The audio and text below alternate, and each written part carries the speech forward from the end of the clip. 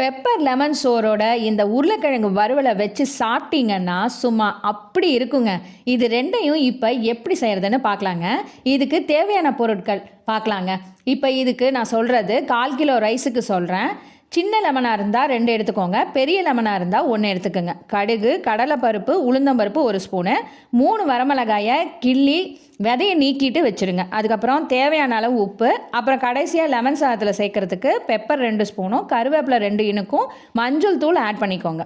அடுத்ததாக சூப்பரான உருளைக்கிழங்கு வறுவலுக்கு தேவையான பொருட்கள் என்னென்னு பார்க்கலாம். உருளைக்கிழங்கு 1/4 கிலோ இப்படி பொடியாக நறுக்கி வச்சுக்கோங்க. தாளிப்புக்கு கடுகு, தேவையான அளவு உப்பு, வரமிளகாத்தூள் 1 டேபிள் ஸ்பூன், சிறிது கருவேப்பிலை, அவ்வளோதாங்க. இப்போ இதை செய்ய ஆரம்பிக்கலாங்களா?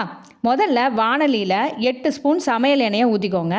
எண்ணெய் காஞ்சதும் கடுகு வெடிக்கட்டோன்னு கருவேப்பிலை போட்டு ஒரு தாளித்து விட்டுட்டு உருளைக்கிழங்கையும் தேவையான வரமிளகாத்தூளையும் அப்புறம் தேவையான அளவு உப்பையும் சேர்த்துருங்க. இதில் நீங்கள் தண்ணி சேர்க்க தேவையில்லை. இது 4 தடவை கிளறி விட்டுட்டு ஸ்டவ்வை மீடியம் ஃப்ளேமில் வச்சுட்டு மூடி வச்சுருங்க. இது 10 நிமிஷம் வெந்தால் போதுங்க. 2 நிமிஷத்துக்கு ஒரு வாட்டி இது போல் கிளறி விட்டுருங்க.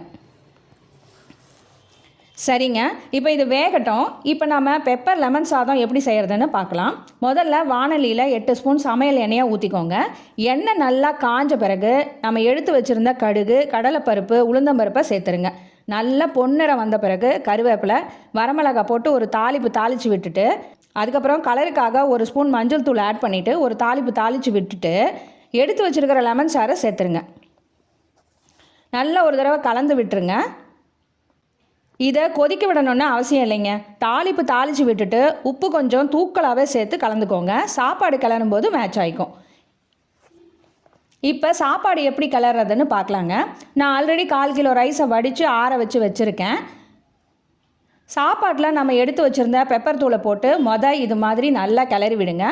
அடுத்ததாக நம்ம ரெடி பண்ணி வச்சுருந்த எலுமிச்சை சாறை சேர்த்து சாதத்தோடு இது போல் கலந்துட்டிங்கன்னா சுவையான பெப்பர் லெமன் சோறு தயாராகிடுங்க.